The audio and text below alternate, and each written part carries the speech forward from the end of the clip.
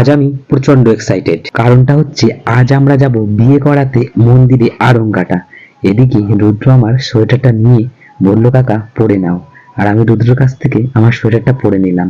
তারপর আমি আমার রুম থেকে রুদ্র আমার জন্য একটা জুতো বার করলো। আমরা তো রেডি হয়ে পড়লাম আরঙ্গাটা যাবার জন্য। এদিকে দেখি গাড়িগুলো ছেড়ে দিয়েছে, তাই তো আমরা বাইক নিয়ে এখন বেরিয়ে পড়বো আরঙ্গাটা। হ্যাঁ, তোমাদের তো বলাই হয়নি, বিয়েটা হচ্ছে আমার বন্ধুর শালার ছোট ভাইয়ের বিয়ে।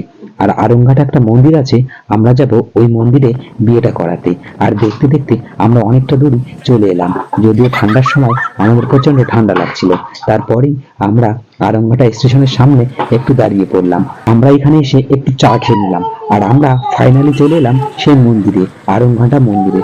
কিন্তু আমরা এখানে এসে দেখলাম এইখানে রাস হচ্ছে। তাই তো পণ্ডিত মশাই বললো এইখানে বিয়ে পড়ানো যাবে না, অর্থাৎ বিয়েটা হবে না। আর আমরা তাই তো আমাদের মুখ টুক কালো করে আমরা বরের সঙ্গে একসঙ্গে এইখান থেকে আবার বেরিয়ে যাব। আরংঘাটা থেকে আমরা তাহলে বিয়েটা দিতে পারলাম না, কিন্তু আজ রাতের মধ্যেই আমরা বিয়েটা দেব। বিয়েটা তো অবশ্যই হচ্ছে। তোমরা নেক্সট পার্টের জন্য অপেক্ষায় থাকো, আমরা তোমাদের সবকিছু দেখাবো।